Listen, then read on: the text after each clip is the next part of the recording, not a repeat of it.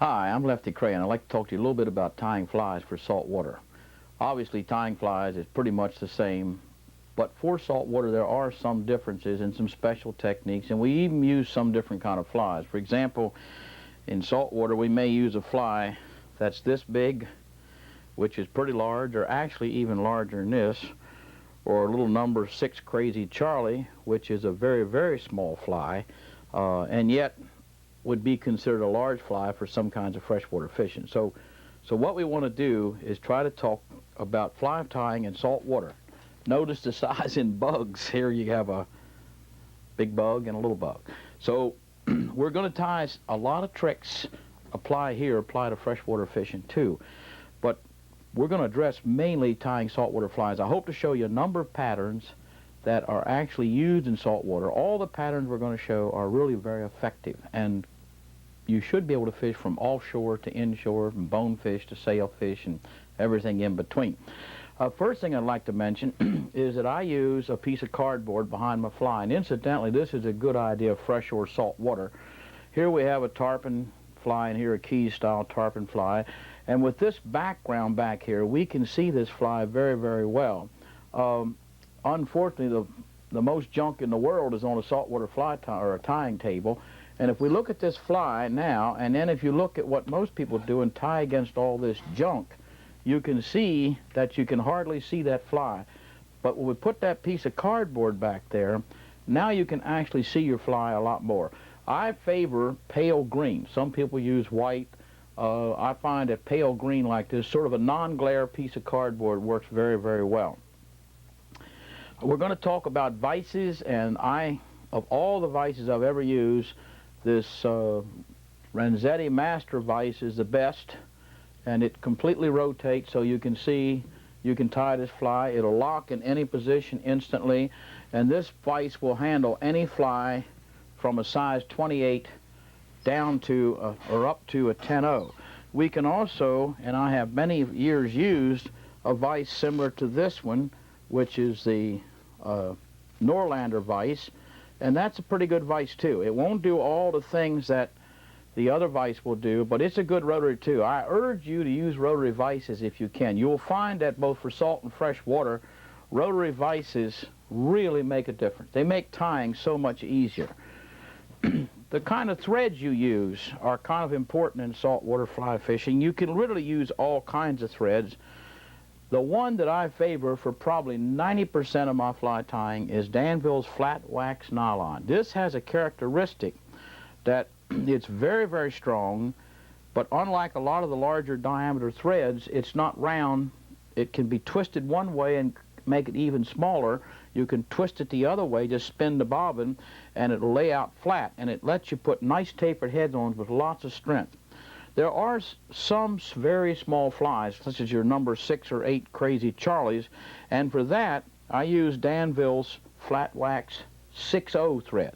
So the two threads that you want to use are Danville's Flat Wax Nylon, and I like it in 100-yard spools, much more economical that way.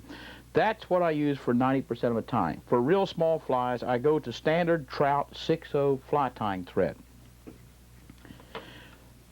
When you put the thread in a bobbin, there are all kinds of bobbins, and all of them are good. I don't know of a real bad bobbin, but the one I like the best is made by Umpqua, and it's got a ceramic tube here. If you're using nylon that's got wax on it, or any kind of thread with wax, this thing seems to resist gunking up. I've used this particular bobbin probably for 2 years and have yet to have any problem with it. This piece of ceramic here really makes a difference. On threads, on head cements, there are basically two kinds of cements. First, there's a type of cement that actually coats the outside, and it looks good. Gloss coat is one, and the other cement that makes a beautiful head, like on streamer flies, is your Angler's Corner sells it. It's made by Northwest Ties in Bend, Oregon. Used to be called Price Cement. But these two cements, this one's made by Wapsie, these two cements put a beautiful sheen on it. However, these two usually put most of the coating on the outside. The strongest cement, it don't look as good. And of course what you can do is put this on and then later put a nice shiny finish on. But the best and strongest cement I've ever seen is Flex Cement made by Umpqua. Flex Cement has the ability to go all the way to the hook. You can put this stuff on a fly and tie it in, and if you take a razor blade and cut the fly, you'll find this stuff is going all the way to the hook shank. It does not leave a shiny finish. It's tougher than a bad mother-in-law, and it really works. But if you're looking for really fancy stuff, then put on Dave's Flex Cement, and then after it dries, put one of these on, and you'll have not only a super tough fly, but you'll have a nice shiny finish. There are some places where you can use Sally Hansen's Hard as Nails, and I like it with nylon. The one place where this comes in handy is, and we're going to make one of these flies today, is if you coat flies with a 5-minute epoxy and you don't get your combination mixture just right, the epoxy will always be a tad bit tacky. You can do another recoating of epoxy, but what's much simpler is just take some Hard as Nails nylon fingernail finish and just paint it over the epoxy. When it dries, you have no problem. You eliminate the problem completely. Another thing that I do is I take my little block of plastic foam and I cut holes in here and I put my cements in here. What's happened to every fly tyer of any experience is that you keep knocking these bottles over on the table. We've probably put more glue on the tables than we have on flies. But by putting little holes in here, and I even have one for crazy glue, this makes an ideal container. Nothing's ever going to come loose. I store my scissors in here, but just stick them in here, and I store a couple spare small needles. So I have everything in one place, and it's not going to rock over. I usually put a little piece of wood or something on the bottom of here. Another trick is once you coat flies, most people tend to stick the streamers like that, and what happens here is that this cement all sags down this way. When you come up and paint this thing, if you put it up that way, the cement flows down around here and locks into the top here and actually gives you a stronger fly, but it flows down evenly so that you have a nice even coating all over. So when you're drying your flies, after you apply the paint to them, try putting in a block of foam like that straight up. When you're tying flies and you find that you've painted the head, it's quite often what happens after you paint the head and you put the glue on here, you also will glue this eye. Now later on you can take a hook and knock this glue out, but what is really the best way I know is to take a feather, strip the feather, just strip the feather away.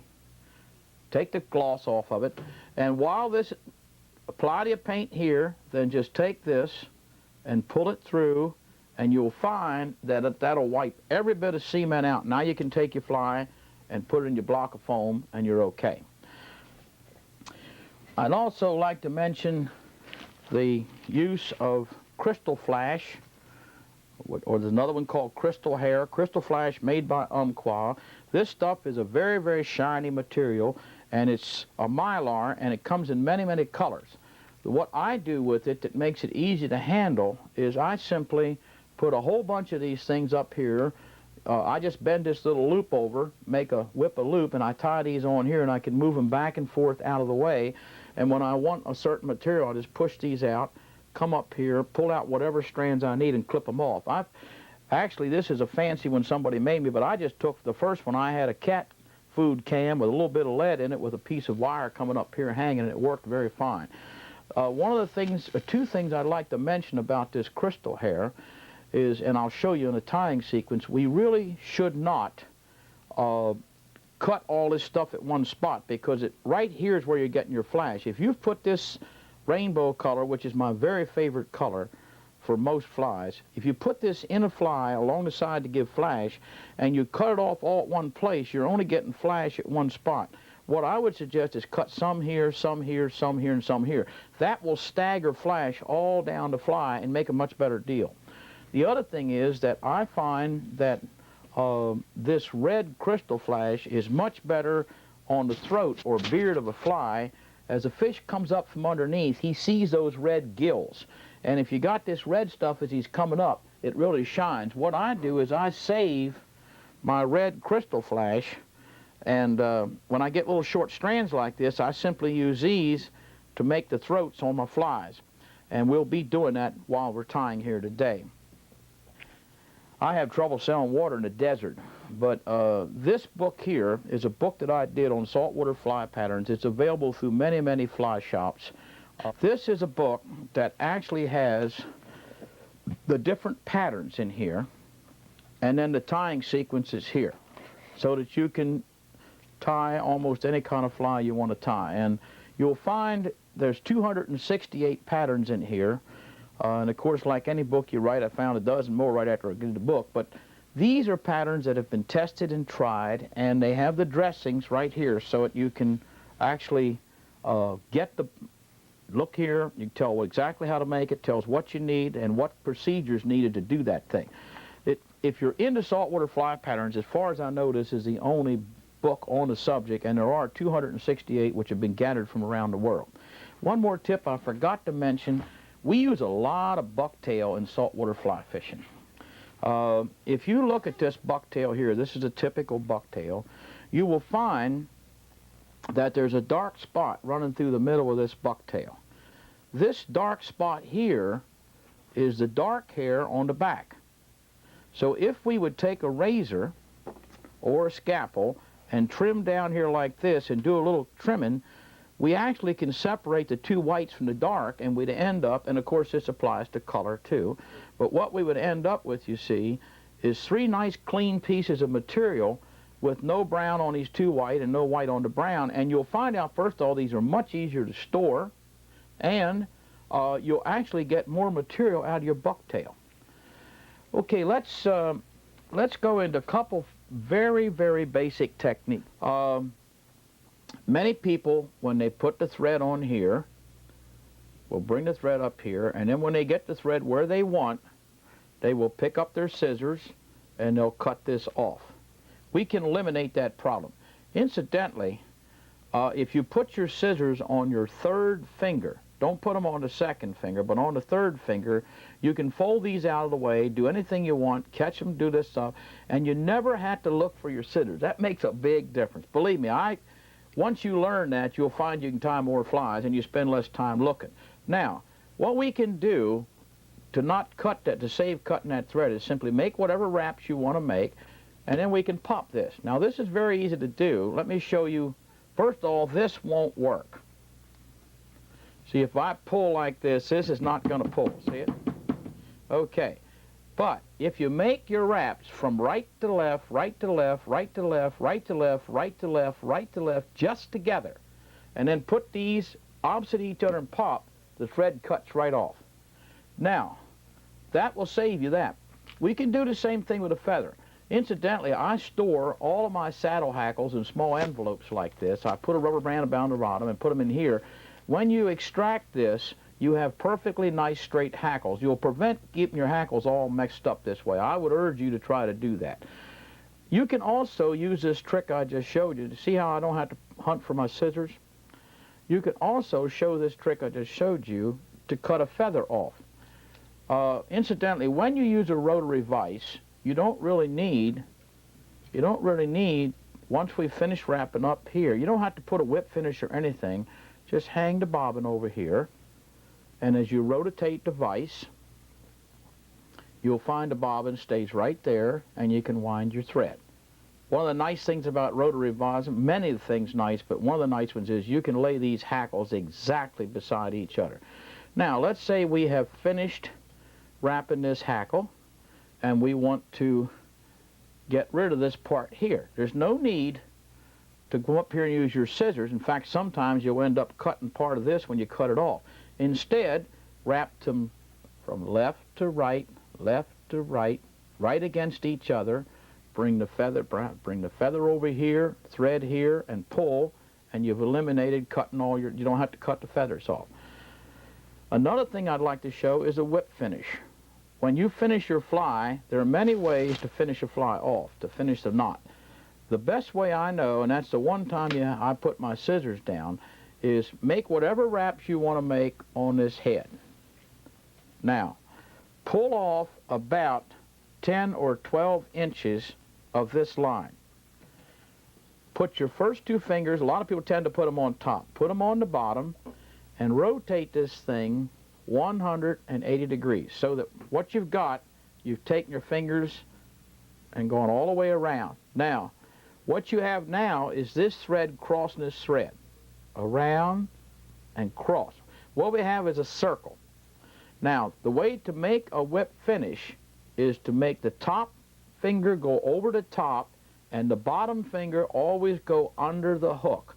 Once they get over there, put them together, swing them down, open them up, make the top go over the top, bottom over the under the bottom, top over the top, bottom under the bottom. And you can do it this quick. But make sure always that the top one goes over the top, bottom. What we're doing, we're making wrap after wrap, just like you would on a line guide when you're wrapping a guide on a fishing rod. Now, once you get the loop done, just pull up like this, pull, and you've gotten your wrap so solid here that almost without glue you could fish with this fly. Okay, these are some of the basics that apply to just about anything you're going to cast on. Why don't we start now tying what is probably and is the most popular saltwater fly, which is a Lefty's Deceiver. And I'd like to explain a little bit about the fly, but let's go through the steps of this and you'll find it's pretty easy to do.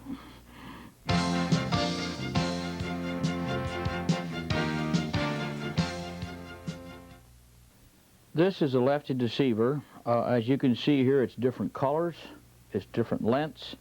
It is not a fly that you tie a certain way as far as what material you put on or how long you put it on or how much you bulk it up. If you tie this a little bit heavy dressed, it stays near the surface. If you tie it a little bit more lightly dressed, it'll sink. Basically, what this thing is supposed to do, it's supposed to look like a fish shape. And if you look at this thing, it does look like a fish shape. What happens to so many people, they put this bucktail collar on, they put it short here so it comes back, and then the tail's out here, and it looks more like a squid than a minnow. You want to try to make this bucktail flow way back of the hook. See, it's well back of the hook here.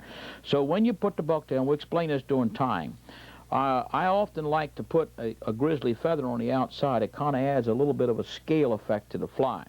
But this would be about a 10-inch fly that would be good for sailfish. This fly here would be very, very good for many small fish, trout, there's a sea trout, small ladyfish, things like that. This would be sort of a utilitarian type of fly, basically good for any kind of fishing. I want to emphasize, though, this thing could be yellow and black, it could be green and red. Most of the time, though, deceivers work best if they somewhat indicate the colors that are the same on the bait fish. Sometimes you can put eyes on them, you can paint eyes on them, you can put glass eyes on them. The point here is that this is a basic fly. And what makes this fly so good is it's shaped like a minnow, it swims well. This bucktail coming back here keeps this thing from tangling in flight. And when you pick it out of the water, it's as sleek as a knife blade and casts better than almost any other large fly. Let's look and see how we tie one of these. Okay, I start the deceiver at the back end, and using this flat wax nylon, you can make a nice flat base back here. Pop the thread, and now you don't have to worry about cutting it off. And stop before you go down on the hook. Stop on the straight part. Take your hackles out. In this case, we're going to use white hackle with a little bit of grizzly in the tail. And if you look at these hackles, you'll find that some go to the left and some go to the right. On most deceivers, I like a minimum of 8 hackles. Since we're going to put one grizzly on either side, and I'm going to end up with 3 whites here that go to the left. I'm going to pick 3 whites to the left. Here's 3 whites to the left. Now, everybody has problems handling these feathers. They all get messed up on you and get apart. Here's a trick that I find really helps when you're handling hackle. Get a little shot glass or something that won't spill easily. Put some water in it and dip the hackles in them and stroke them. And now these hackles can be laid down on the vise without any problem. So we got 3 to the left. We'll pick 3 to the right.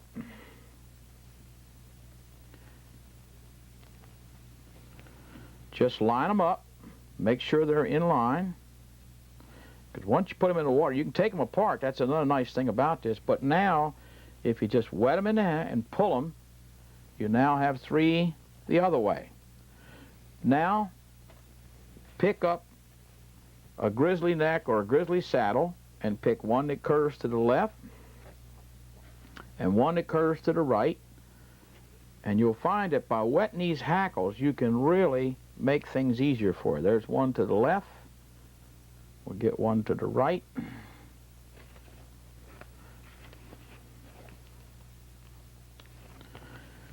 And all you have to do is wet this feather. And now see, I can pick these up and handle them. This makes it a world of difference in tying. Line them up, stroke them, and now you have all these right together, and they're going to stay in position. Lay those down on the table. Dip your other one in here. I generally pick them up by the tips. Lay it right on top. Stroke it. And now it sticks together. Now all you have to do is pick the 2 of them up. This is so much easier to handle than trying to do this with dry feathers. Then just simply stroke these, and you'll have all your feathers laying right there together. Now I'm going to make a fly that's just about that long. You could make it a little longer, you can make it a little shorter. One of the things about a deceiver, it is a basic way to make something. You can alter the length a bit, you can alter the size, you can put more or less dressing on. Okay, so we put this back here, and I like that length, so I simply cut these off. And notice I'm not ever taking my scissors out of my hand, so they're always there. Lash them on in the standard way. And everybody tells you only make 2 or 3 wraps. I like to make a lot of wraps. Okay, now we've got the tail on, and this is the hardest part for most people making deceivers.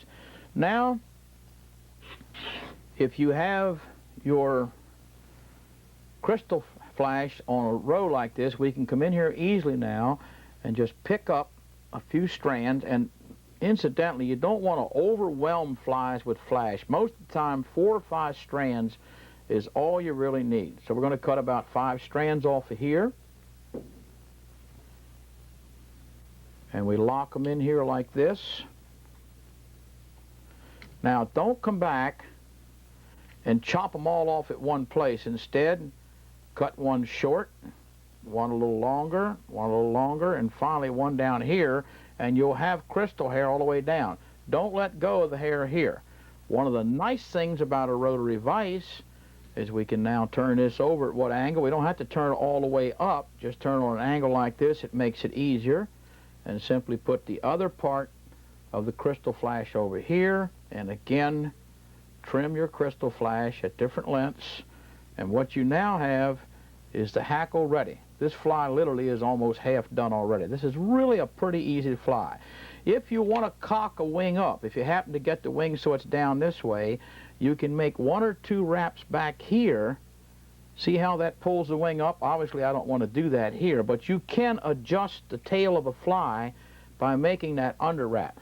Now, sometimes a fish will tear this up, so what I do here is I make a whip finish rather than just wind this thread forward. That way they literally have to tear that whip finish out. One of the good things about this whip finish, incidentally, a whip finishing tool allows you to do it on the end. This thing lets you put the whip finish anywhere you want. Okay, I've locked that in, I've got my wing on my fly, and I just move up. I do not use chenille and fancy stuff on the hook shanks for my fishing flies. If I'm tying a fancy fly, I might put a little on here of maybe tinsel or something, but for fishing, no. Now, what we're going to do is take a bucktail, and what we're going to do is pull some of the white bucktail, some soft. And incidentally, the softer this bucktail is, the better. I like these little tiny bucktails that are very soft for deceivers. What we want to do is just pull some bucktail out here, cut it off, and just grab the back ends and pull the fluff out. Now here's where flex cement helps. What I do is I put that back here so that this has gone well beyond the hook length. And if you cut this on an angle, cut it on an angle like that, and take a tiny little bit of flex cement and touch it here. when you tie this in on the far side, you're bearing that flex cement all the way to the hook shank. You're never going to tear that off. So what we have is bucktail on the other side. We're going to repeat that procedure and do the same thing on this side. So we cut some bucktail off. Again, pull out the loose hairs. Make sure it's the same length. Cut it on a taper. Touch it to the flex cement. Put it in on this side. And we're well on our way to making a lefty deceiver. Now, I like a dark gray back often, so what I'll do here is simply take some dark gray bucktail. Want that to go well back. Just pull it. And this actually is a very good color for a lot of bait fish. A lot of your bait fish in the sea are sort of a grayish light gray. This will go down right here like this. So, we again cut this on a taper. Put a little bit of flex cement on the... You don't have to put, only one drop's enough. Lay this down here. Make a couple wraps to get it in position. And then if we turn the whole thing upside down, again, this is what's so nice. We can even reposition bucktail and all. This is what's nice about these rotary vices. You can do anything with them. Now if you take some red crystal flash, and you can use the long stuff, or I use these old ends. Let's get some long ones and show you. Here's some long material here. And the reason I did this is to show you. Trim this off neat. Put your red beard on here. But make sure that you trim this even with the point. Don't let your throat material or beard material go back here. Often it'll tangle on a hook. Okay, we'll wind this side and see what we're doing and make sure it looks like a good job for us. And it looks pretty good, so now we'll just look at it the other side. And it's coming out pretty well. So we'll whip finish. One is to whip finish like that. Catch it. And this will slide right up against there. Pop your thread. You got a nice, once in a while, there's a little piece of fuzz. Just trim it. Now at this point, we go to the gloss coat or to the Price's cement. And what we do here now is... Now, if you'd happen to get it coated up on here, I'm doing this deliberately to show you, that's no problem. If you got a handy feather there, just put that through here, and that will pull all that out of there. Now, if we wet this fly, you can see that we have a fish that looks just like a real nice minnow shape. That's a lefty deceiver. You can make it this long, or you can make it 12 inches. There's enough flash in here without overwhelming this, and there's flash all along the fly. Basically, that's how you tie a lefty deceiver.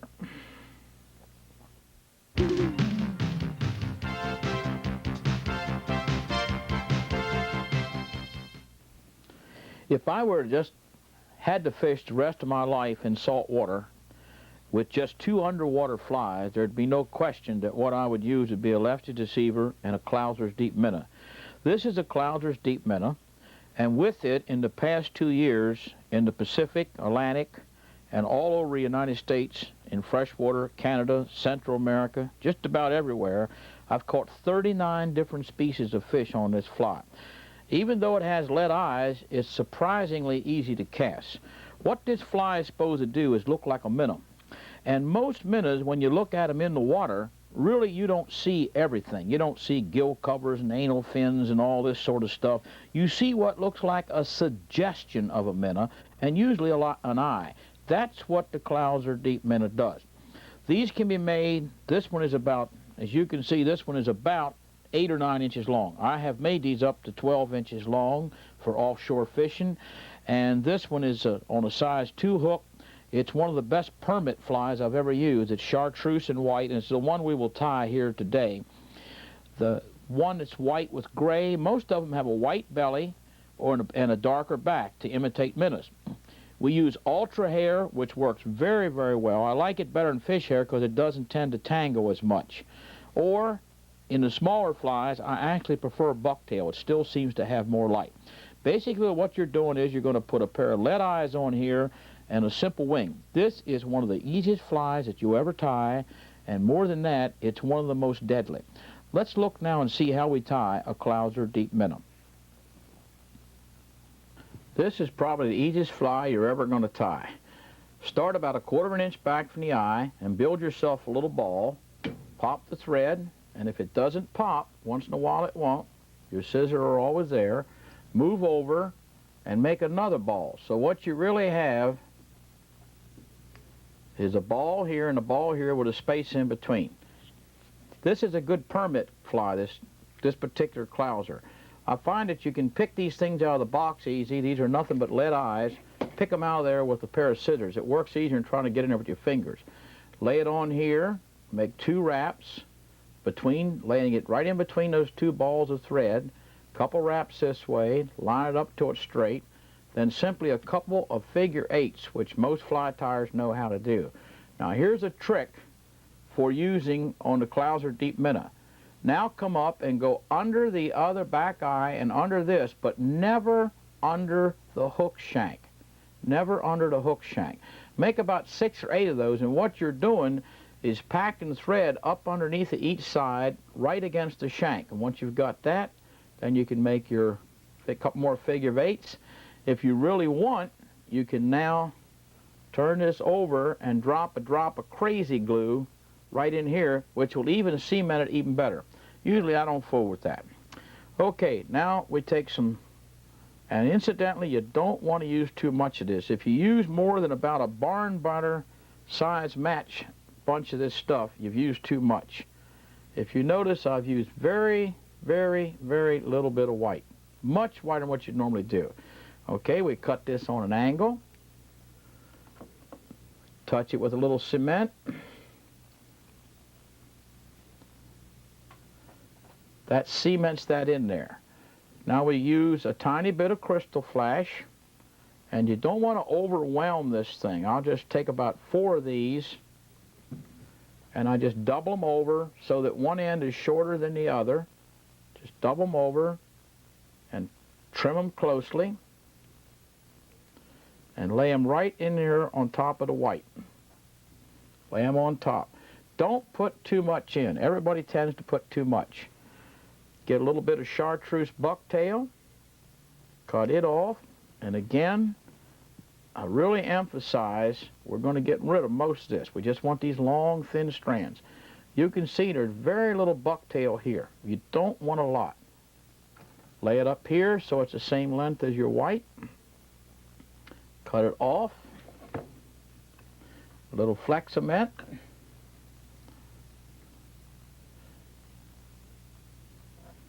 Now this, you can use ultra hair for this. You can use fish hair if you like. You can use bucktail. You can use a dozen different materials. Whip finish your, oh, my fault. Whip finish.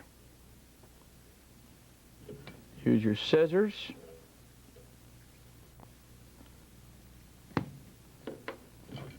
If there's any fuzz, always trim it off.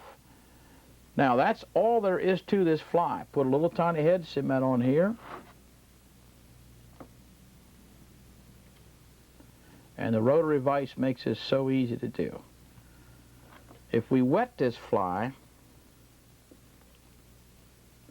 you can see it's very, very sleek. One of the good things about clousers, because the lead eye is on the bottom, this thing actually rides with the hook up.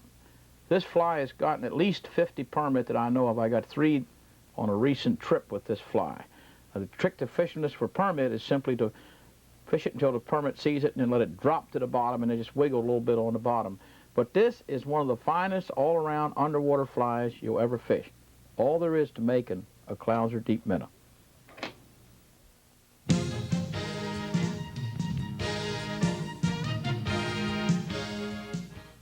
Back is a very, very old fly pattern. It was used by bass fishermen as early as the 1890s. It has been used more in saltwater recently, but it's been used for many, many years. It's a very basic pattern. What you're trying to do is you're trying to make the hook ride upside down so that it doesn't tangle in weeds or grass or get caught in the trees. It's a great fly for casting against the mangroves or working through a bunch of grass, somewhere that you don't want to get hooked up. It's not truly weedless, but fished properly and tied properly, it is nearly weedless. Now, the idea being that the wing is ridden on the top, and that actually acts like a keel and turns the fly upside down. This fly is tied wrong. When you saw this in the water, you'd see a body down here and a wing up here. That's because this hook has been bent too much. You only want to bend a hook, and you'll see it when I do it, just enough to know it's bent. When the body is tied properly on a bend back, you'll find that the wing completely hides the hook, and that the body becomes an integral part of the hook and the wing. Now, here's a good bend back, which would work very well. This is incidentally a very good redfish bend back, yellow, orange, and brown. This little tiny bend back will work just like this big one. In other words, you can make these on big flies, big hooks, or smaller hooks. This is one of the more popular flies to use where you're going to have problems with weeds or snags. And this thing incidentally works very well in fresh water too. Let's try one once and you'll see how simple they are to make. The bend back really is not a specific way to tie. All you're doing is altering the hook just a bit. Just barely bend it so you can see it. If you can really see at a bend, you probably put too much on it. Now, what we do is we go back here toward the end, and we'll wrap a piece. First of all, I'd like to add a little tail to it, and I generally just use some short strands of crystal flash. Put them in here like this. I don't like them long because they'll tangle under the hook. Put the crystal flash in there. Strip off some chenille. And bring your bobbin cradle up here. And then you can rotate your hook up. Come right up to where you started the bend. What you do now is just lock that off. Cut it. You could go ahead and tie from here, but I find it's much easier to just turn the hook upside down and put the wing on in this position. We'll put on a little bit of yellow bucktail. What we'll do is cut this bucktail off, strip any excess out of here. You don't want to make these wings too light on here because then they won't be fluffy enough. They act like a parachute and turn the fly over. So on a bend back, you want a fair amount of dressing on here. Cut this on an angle, touch a little tiny bit of flex cement to the end of the feathers, make a wrap or two to lock it in. In this case, I kind of like having a little bit of copper crystal flash in here, and I don't know why it is, I never saw anything purple in the water in my life, but purple seems to be a good color for a lot of shallow water fishes. Just strip the fluff out of here. Again, we don't want to make it too sparse because this bucktail acts like a parachute to turn that wing over. Cut this thing on an angle, add a little bit of flex cement. Bring her in here and start lining your head up. Incidentally, if you pull down too hard here and your bucktail flares, just make a couple little tiny soft wraps and that'll flare that back down for you and get rid of that. Okay, now if you want, you can later paint eyes on this, but in essence, your bend back is finished.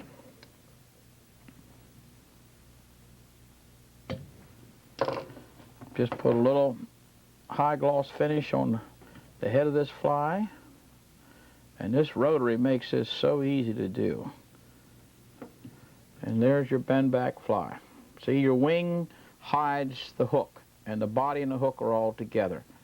Very, very simple fly to tie, very effective around weeds and snags. Also works well in fresh water.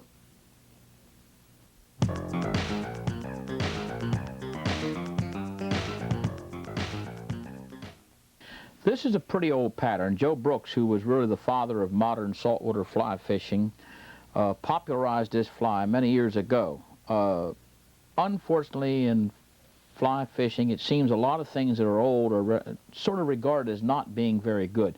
This is a super fly. It has several good attributes. First of all, if dressed lightly like these are, when wet, they make a nice silhouette for a swimming fish. 2, they're easy to tie. 3, they're easy to cast. The basic premise here is, and the main reason these were developed in the first place, is so that they didn't tangle underneath the hook or foul it on the cast. Because you put the one wing at the back, it keeps this wing from coming down under wrapping. Basically what this fly is supposed to imitate is a bait fish. So we make it with a white and silver body with a blue back or a green back or a gray back. We also make it in the strawberry blonde. It's called a Joe Brooks blonde. So what they got, you know, there's a platinum blonde, there's a strawberry blonde, and so on and so on. But the point is that it's a very easy fly to make. If a lot of people have trouble making this nice smooth body, we'll show you how to do that. This fly is near weedless as far as, or tangle proof I should say, not weedless, but a very, very good fly. And unfortunately it's been around so long that a lot of people no longer use it. I'd really recommend you trying this where there's little skinny bait fish swimming around. Let's look and see how we make this fly. It's pretty simple to make. Okay, this is a pretty easy fly to tie.